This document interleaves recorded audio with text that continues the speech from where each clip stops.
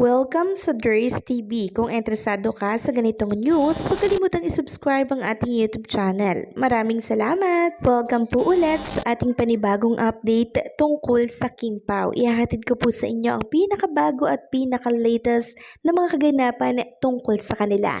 Kaya naman kung hindi ka pa subscriber ng ating channel, pindutin nyo na ang notification bell para lagi kayong updated sa mga balitang trending at napapanahon. So ayan, welcome back again sa ating YouTube channel mga kakimpaw, and for tonight's video, pag-uusapan ulit natin ay tungkol sa mga importanteng ganap kina Kim and Paolo Abilino. So unahin natin ang tungkol dito sa pa-promo po ng My Love Will Make You Disappear. So natapos na po ang promo period, pero hindi po natatapos ang pagpapalabas ng My Love Will Make You Disappear worldwide. Dahil still showing pa din po ito sa maraming sinehan and coming soon pa sa iba't ibang bansa, kaya let's keep promoting po and sharing the movie. Katunayan po niyan sa Vietnam Theater, ito po ay mapapanood by April 18, 2025. Grabe, di ba? So, talagang hindi po pinupull out itong My Love Will Make You Disappear sa lahat ng sinihan kasi yung demand mga kakimpaw ay ando doon pa din. Kaya kung inyong mapapansin, pang 4th week na pero pinapalabas pa din sa sinihan itong pelikula po ni Kim and Paolo. Unlike po sa ibang movie na pag hindi mabenta at hindi po interesado yung mga tao, talaga namang pinupull out na po at pinapalitan ng ibang pelikula. Pero yung kay Kim and Paolo, talagang hanggat may nanonood, talagang andyan pa rin po sa mga sinihan. Kaya ngayon pa lang, congratulations po kay Kim and Paolo Abilino, and hopefully, i-reveal na po nila yung gross ng My Love Will Make You Disappear. Next topic naman, pag-usapan natin itong shinare ng isang Kim Pao fan dito po sa X. Mula ito kay Ari G. Credit sa yung post.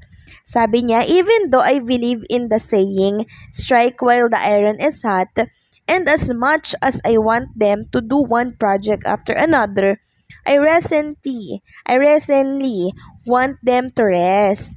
Pao can influence Kim to take things slow, and she's quiet learning. Wala nang dapat patunayan. They are big stars. I am one of those who likes to see Kim's IG stories and to keep her transition from being very active to now turning to limit what she can share is something we fans should understand. Let's allow them to take their quiet time without some fans creating unnecessary noise. Whether we see them or not, we are panatag. Diba mas kilig at masaya makita sighting nila here and their outside work? So, very well said, no? Dito sa post ni Ari G. Naintindihan ko naman na kailangan talagang magpahinga muna ni Kim and Paolo Abilino.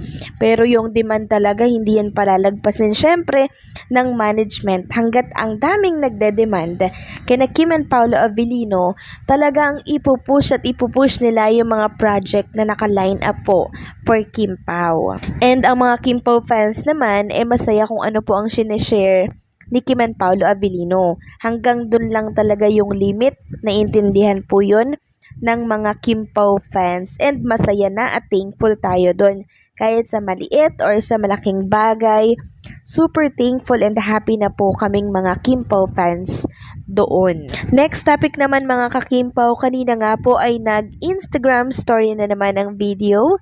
Itong si Chinita Princess. Siguro continuation ito mga kakimpaw ng pagjo-jogging nila dito sa Dubai ni Paolo Abilino. May nakatag nga ditong Dubai Burj Al Arab.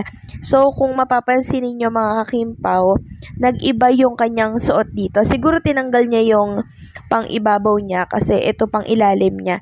So, yan na yung pinalit niya. Kaya medyo nag-iba po yung kanyang suot. Pero continuation lamang ito ng ganap kaninang umaga. Sabi nga po ng mga Kim Pao fans nang makita po nila itong video ni Paolo Abilino, videographer or photographer reveal daw.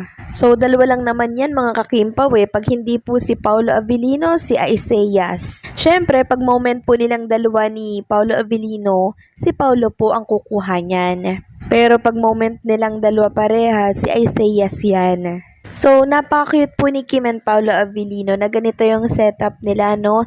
Nagkukuhanan sila ng picture together.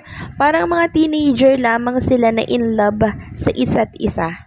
Next topic naman, pag-usapan natin mga kakimpaw, itong panibagong video na nakita at napanood natin dito po naman sa X. So, credit po sa nag-post nito sa X kay Ma'am Nori.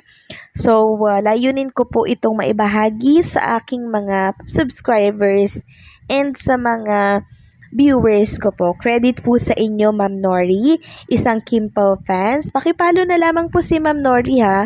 Nori, just Nori dito po sa X. So, nabidyuhan po kasi ni Ma'am Nori si Kim and Paolo Avellino dito po sa Dubai Mall. Nagsha-shopping sila mga kakimpaw. Sina Kim and Paolo Avellino lamang po ang magkasama dito. Kani-kanina lang to naganap mga kakimpaw. Kani-kanina lang talaga, promise. Sobrang latest lamang nito. And marami nga po ang nagtatanong kung kaninong card ang ginamit ni Chinita Princess.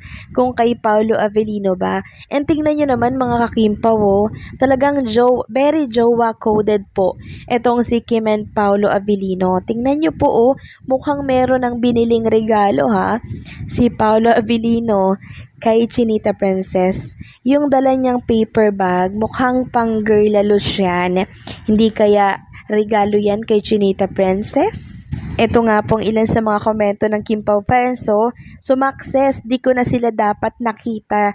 Nagsalita pa si Pau Pau na distract tuloy ako. Kay Tati pala mga Kim Pao, itong video na to, Tati Lock 29. Pakipalo na lang po yan.